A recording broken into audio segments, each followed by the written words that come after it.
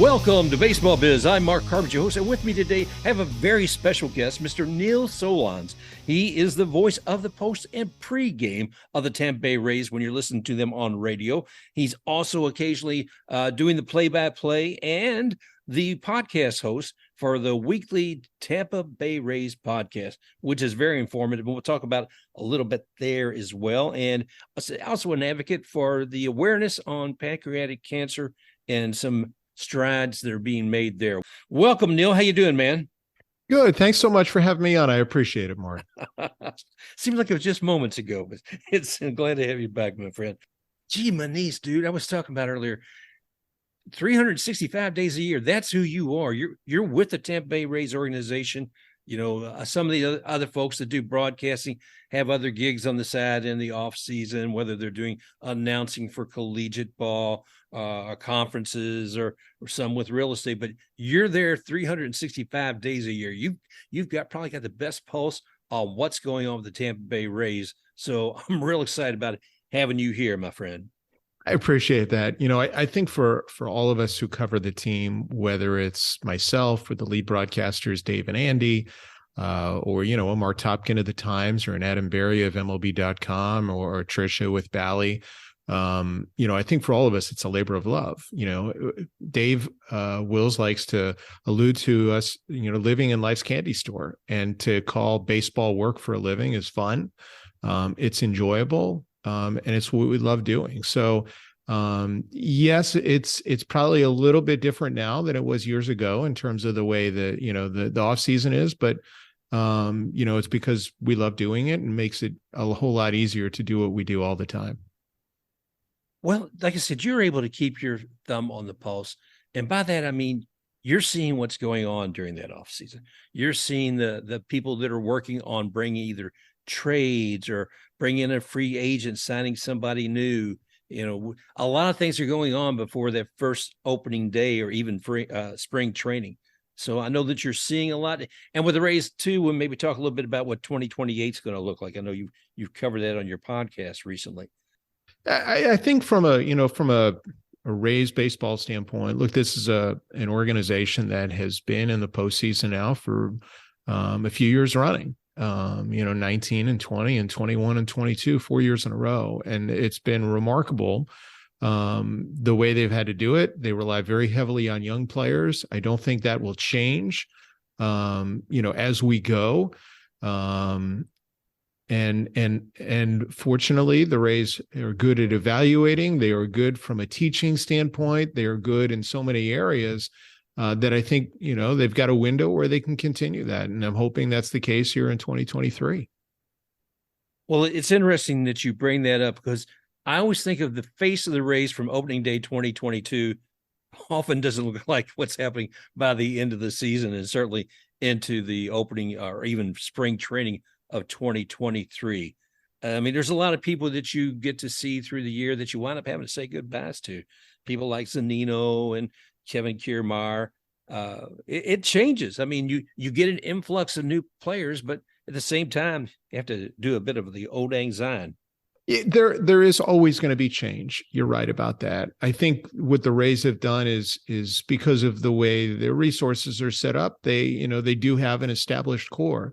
You know, obviously Kevin Kiermaier's era with the Rays ended, but he was part of the major league club for nearly 10 years, which is a significant period of time. He joined at the end of the 13 season, which was my second year here, and all the way through the end of 22. And Mike Zunino was part of those 4 postseason clubs. I think that for the better part, your core players are going to be here for extended periods of time. Whether it's Tyler Glasnow or Shane McClanahan or Wander Franco or Brandon Lau. And yes, you're not going to have as many players. And I think that goes for all of the game. You don't have as many guys who stay with the same club for their entire career. But you do have a group that's going to be here for substantial periods.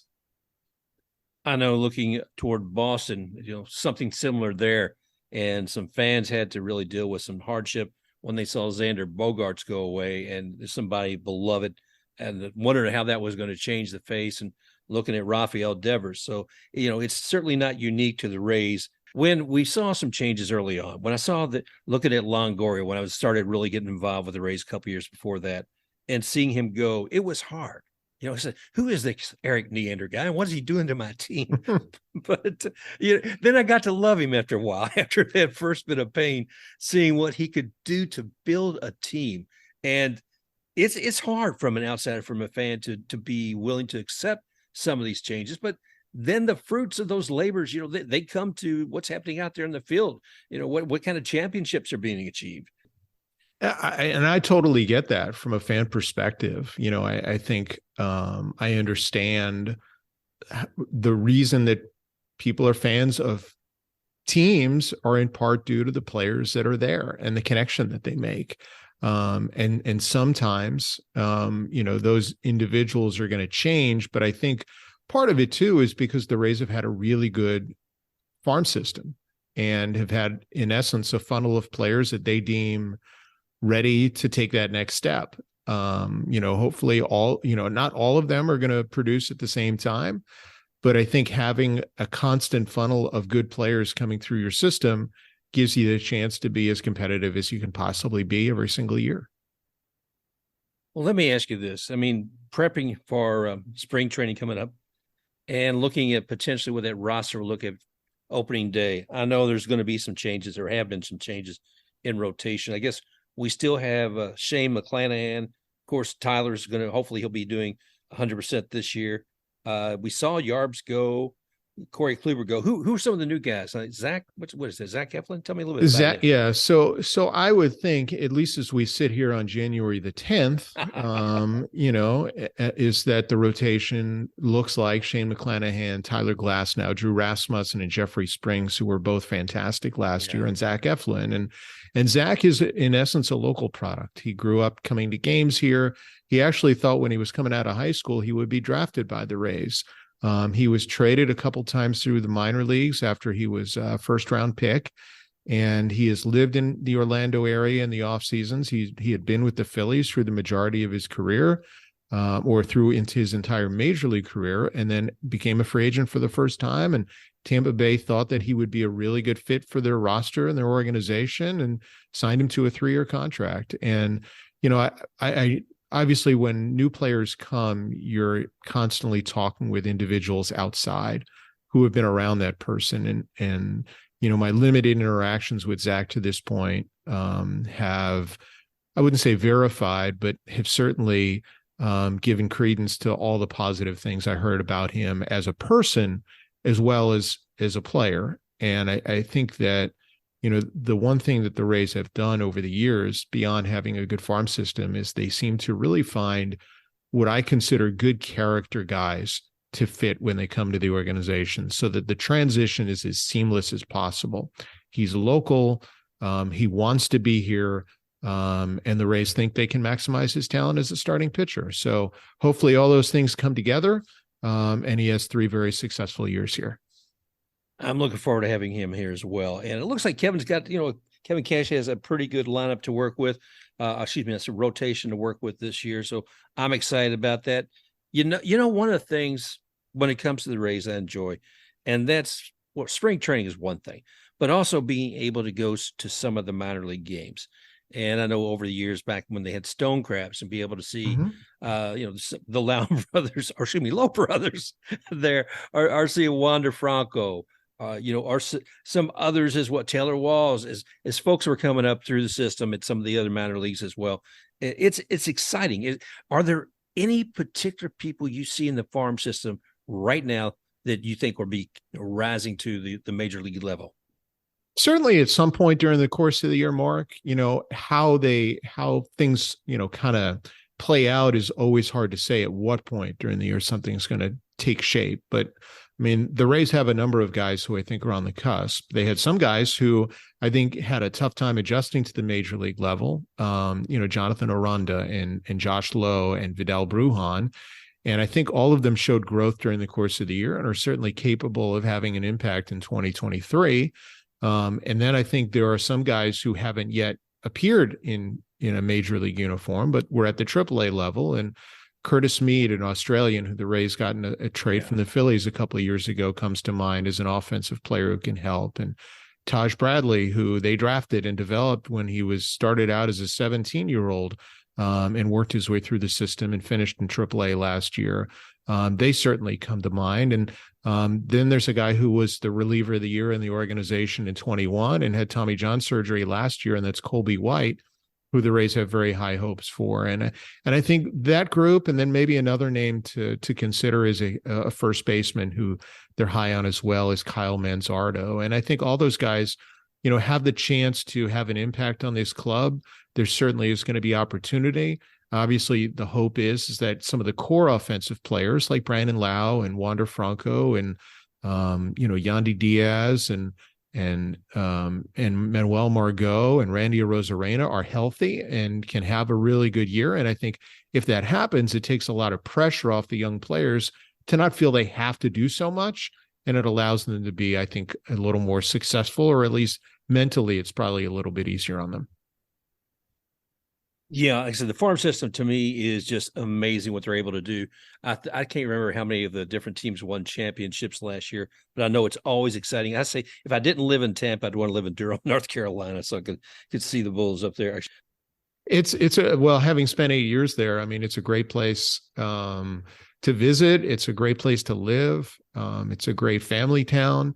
The Raleigh-Durham area is really, really vibrant. So I think the Rays have been fortunate. They've had a great relationship with all their affiliates, be they in Durham and Montgomery and now Bowling Green and in Charleston in South Carolina, along with their Florida Complex League team. And I think, they've had great partners and relationships. And I think all of that, gives you a better chance for success for sure. Well, talking about spring training, and I know we're talking about the Florida Complex League. We've talked about the Stone Crabs in the past, but the one thing I know is there's not really going to be spring training in Charlotte, or is there? I heard because of the hurricane and damage down there might be some question about where spring training is being held. So yes, you're right. It's definitely going to be different this year. I think the one thing that we've come accustomed to is having to change. We dealt with the pandemic in 20 and 21 and a lockout in 2022. And unfortunately, Hurricane Ian had a real tough impact in 2023. And we hope that we're back there sooner than later. But for this year, the team will begin spring training at the major league level in Orlando for the first couple of weeks. The major league team will then shift gears and spend the month of March for the most part at Tropicana Field for home games and also for workouts in the St. Pete area. And the minor league players will stay in Orlando. And the hope is that all of the damage can, it obviously takes time. I think anybody who's been down to the Port Charlotte or Northport or Fort Myers area is certainly aware of all the devastation. And there are certainly a lot of areas that are probably of greater priority that have to occur before Charlotte Sports Park is repaired and kind of fully functional once again. And in the meantime, our guys will adjust and they say baseball is a game of adjustments. So I'm sure that our guys will kind of handle it seamlessly.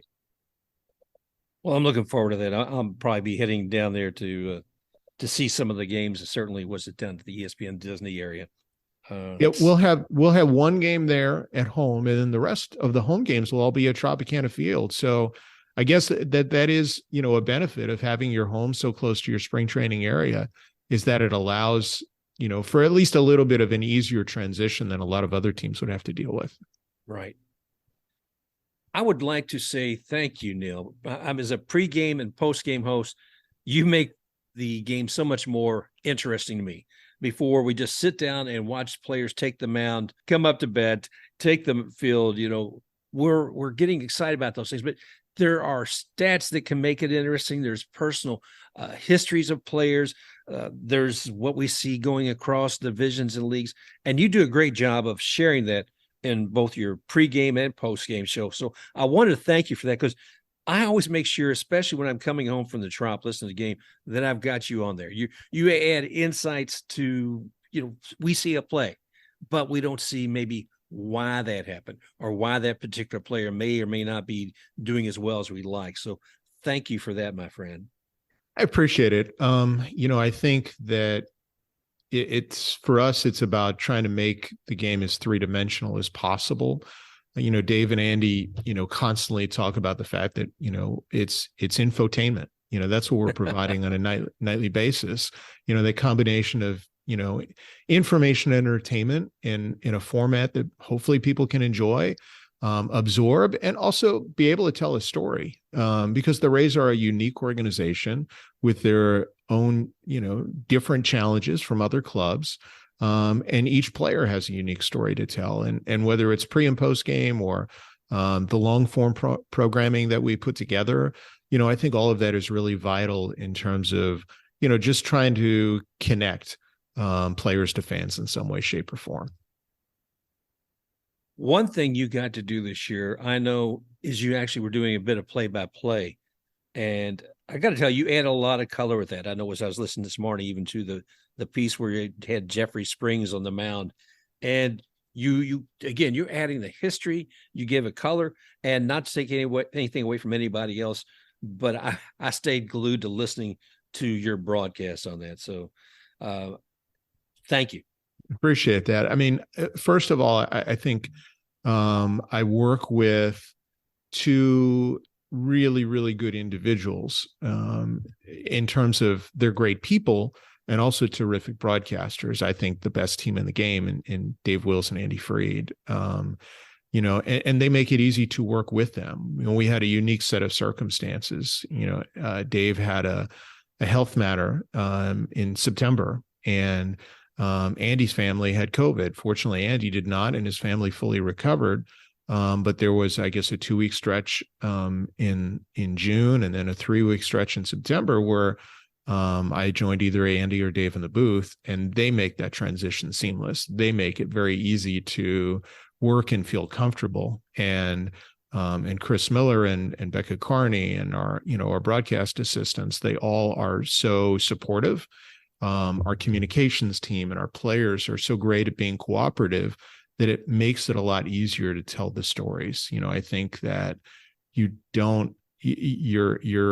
what you do on a daily basis is usually the subject or due to the help of a lot of different people, most of whom probably don't ask for, but deserve the, more attention for what they do. And they make the job a whole lot easier and allow us to do what we want to do on a regular basis. And I think too, the Rays also as an organization give Dave, Andy, and myself the freedom to broadcast the way we feel is the best way. And I think that makes it a whole lot easier too. When you're working as part of the Tampa Bay Rays organization, I think that you're still able to give some critical remarks here and there. And I think fans I won't say look forward to critical marks, but they have a little bit more a sense of authenticity of what's happening with the game. And so again, we hear that from you. I think we hear that from the rest of the broadcasters as well. And one more thing about working with the other broadcasters is I do sense that synchronicity of you working together with them and they with you, because I can't tell you, man, how many times I have seen some broadcasters. It's like, really? You put those two guys in the same booth together? I'm surprised, knives aren't drawn. So it's obvious that you have a good rapport with them. It's a brotherly type relationship for sure. They've made that, that way since the beginning. This will be my 12th year with the Rays, and Dave and Andy are starting their 19th. Wow. And I think, in terms of pregame, postgame, and play-by-play, we probably have among the longest tenured groups that have stayed together. And I think we get along extremely well. And during that time, we've also had the same Spanish broadcasters next door to us in Enrique and Ricardo. And, we have a great time with them too. It's home. It's family. And I think all of that makes it easier to do. I hate to call it a job because it really isn't. Going to the ballpark, as I mentioned, is fun, and it should be on a very, day by day basis. And while, all of us have, our own sets of different challenges in different areas of life, it makes it a whole lot easier to come, to deal with any challenge we're facing because we enjoy working with one another so much. We probably see each other more than we do our own families at times too. So you have to like each other and enjoy one another's company to make it work. I know that the MLB of years back said every team has to have somebody who can speak Spanish, has to have a translator. I mean, not just a coach or somebody who can speak it, but a translator. I know that you, however, when I listen to some of the interviews, that you actually speak to some of the Spanish-speaking players in their own language, which I figure probably gives a little bit more of a pleasant nature between that conversation, or maybe you extract a little bit more, or they give a little more than they would otherwise.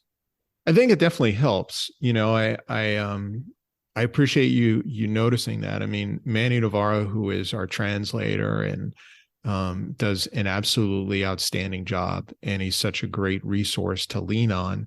But I think there was a point a few years ago where I saw the Wander Francos and the Vidal Brujans, and we already had, Yanni Chirinos, and then at the time Diego Castillo and Jose Alvarado, and I think there was a point where I got to do an Olympic qualifier in Korea for the English broadcast there, right before I think it was November of 19. It was before COVID had hit, and I was so lost not knowing the language, and I think it almost was like a light bulb moment for me. It's like, my goodness, how hard is it then for all of these individuals, to be able to deal with a culture change, a language, all of that together at once.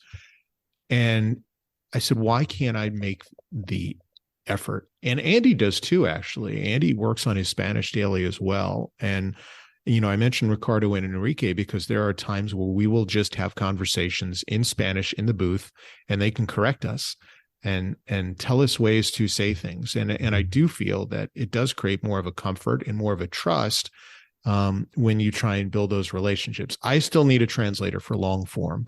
If I'm doing a 10 to 15 minute interview, because of the different dialects, because of the slang, because of different phrases, and because of the speed at which you need to translate, I admire what Manny does, because he is so good at it, whether someone's of Cuban descent or from the Dominican Republic or Venezuela or Mexico or Panama. It's different in each tone. Just like if you're speaking to someone who in English who grew up in the South or grew up in Boston or grew up in New York or LA or the Midwest, it is different. The lilts, the accents, the language, the slang phrases. But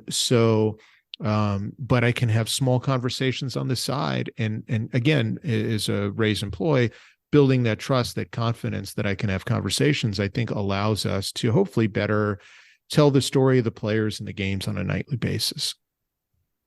I did want to ask you, as far as preparing for the upcoming season, what are you doing? What are you doing as far as what's your day-to-day look like preparing for the upcoming season?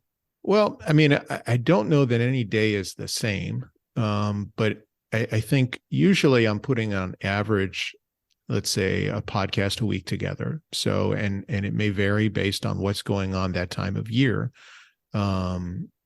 Sometimes it may be more busy. I think we did a couple or three the week of the winter meetings when I was out in San Diego, and I'll write several blog posts a week, usually 2 or 3, depending on average, depending on what's happening, to just try and keep people informed. And then I'm doing my own preparation. This year will be unique because every team is playing everyone. In the past, interleague play has just been one division each year, and it's rotated. The NL East one year, the Central the next, the West the next, and so on. Now we're playing all 30 teams and playing the other teams in our division a little bit less frequently. So I've kind of put together a little, as I do with all clubs, a kind of a one sheet with information about, changes that have occurred from the previous year, how well they did last year, how well, what their, resources are like, who's a free agent at the end of this year, who isn't with the team that was there last year, their coaching staff. And if anyone is new on that coaching staff or managerial or GM or anything of that nature, just kind of have an overview at my fingertips, and then start to put information on individual players, beginning with the Rays, to make sure I'm as prepped as possible in spring training on those people. And then I'm constantly reading, whether it's local stories written by our reporters here, or whether it's by folks on a national basis or teams we're going to see in spring training. I think just to feel as informed as possible, so you can tell their stories. And then, when spring training starts, you're having daily conversations in the clubhouse. Even before that, conversations with individuals in the front office or on the coaching staff on a regular basis, just to stay in tune, not to overdo it, but, to make sure you keep that relationship and stay in touch and, have a good feel as best you can for what's going on. You're still only getting a glimpse of what really is happening on an everyday basis, but I think every bit counts. Wow. I can't imagine, you bring up one thing, I could do a whole show on it when will, and that is how the games are going to be played this year. A lot of us look at the NL Central and AL Central and say, okay, there's a lot of room for some improvement there with the other teams. But now, if you're going to see a Dodgers, if you're going to see a Mets, if you're going to see a Braves, if you're going to see a Rays, coming up against you, I'm really curious to see what that mix does with the win-loss columns for each division and each team. So I will definitely be keeping a close look on that. And a lot of it, we always say it's not who you play, it's when you play them. Like, you could play the Dodgers at a point where they're coming off a real emotional series and had to travel a long way. And maybe they're physically a little beat up, or you may be facing a team when you're in a position where you're missing a lot of players.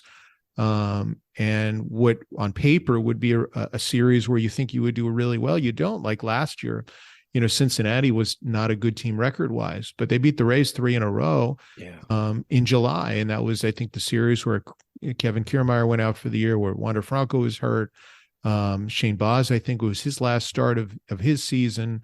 So a whole lot of difficult moments came together. And, you want to say at the end of the year that you're successful against the teams that struggle, and you're at least playing close to 500, if not better than that, against the good teams. And if you can do that, you're going to be very good. But, each series is really a unique kind of animal of its own. And a lot depends on exactly when you face a team, from their standpoint and also from your own. Well, it should provide for a very interesting season for all of us. I do want to ask you a couple of last things. And one of them is, of course, that you are the host of the Tampa Bay Rays podcast each week. And you get to interview, a multitude of people with the Rays organization, but you've also spoken with others. Is there one interview, one that's the most memorable for you? Boy, that's a tough one, because I think for me, I love speaking with players and seeing them open up about a multitude of things and seeing them grow.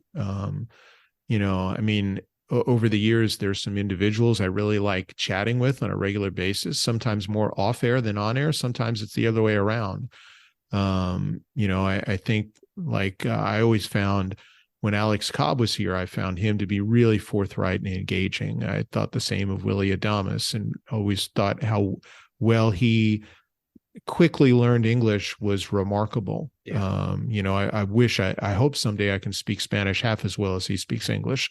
To me, that would be a major accomplishment and great appreciation, because English is a really hard language to learn if you weren't, if it wasn't your first.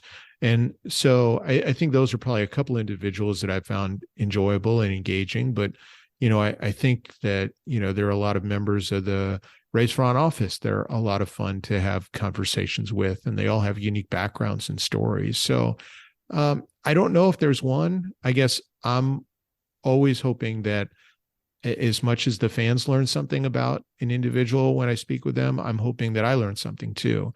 And that comes from just being hopefully a good enough listener and doing enough research to ask the right questions. Well, Neil, I know while you do so much with the Rays, you're also very active with a very specific organization. And that's about building awareness on pancreatic cancer. I wonder if you could tell us a little bit about your efforts there, the goals, and how things are progressing this year.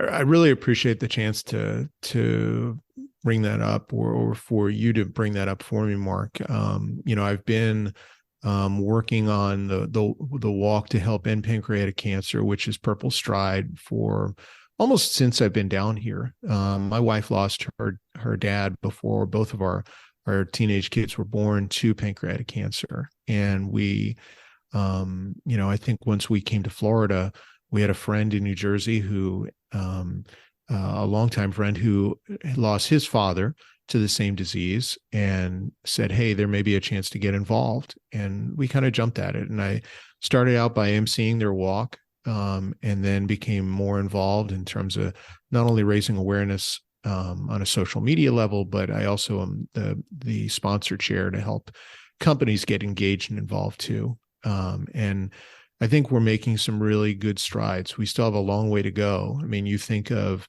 there are probably a lot of individuals out there who know somebody who passed from pancreatic cancer, and we all know someone anecdotally, whether it's Alex Trebek or Bobby Bowden, or Congressman Lewis or Aretha Franklin. And unfortunately, that list goes a long, long way. And right. Over the last several years, we've increased the 5-year survival rate from 5 or 6% to over 11, which is, tremendous. But, we still have a long way to go to find a cure, to find the ability to detect disease early, which I think will go a long way toward, improving those 5-year survival rate numbers. So we have a walk on April the 29th.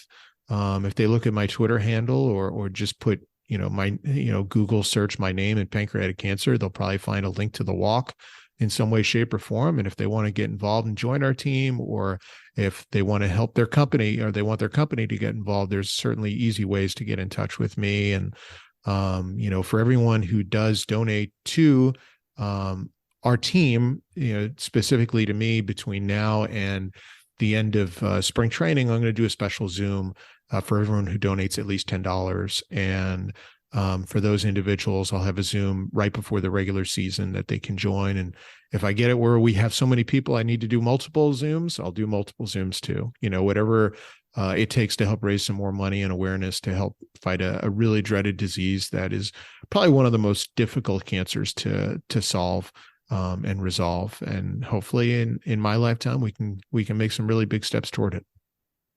Wow. Well, thank you for making those efforts. And folks, if you want to participate, I know I have in the past, and I encourage others to as well, we'll put some links at the bottom of the description of the podcast where you can do that. So, Neil, you'll not talk about getting that information, just what we need. But man, thank you so much. Appreciate you having me, and appreciate the support as well of in the fight against pancreatic cancer. And thanks for having me on to talk about the Rays too. I want to thank all of you who are listening today here on Baseball Biz, and remind you that you can find us here. You can find us on Apple Podcasts, Google Podcasts, iHeartRadio, Stitcher, Spotify. We're everywhere. Just go ahead and, if you listen to us, subscribe to us and drop us a note. You can reach me, Mark, at the Baseball Biz on Twitter. And I look forward to talking with all you guys again real soon. Special thanks to XTakeRUX for the music rocking forward.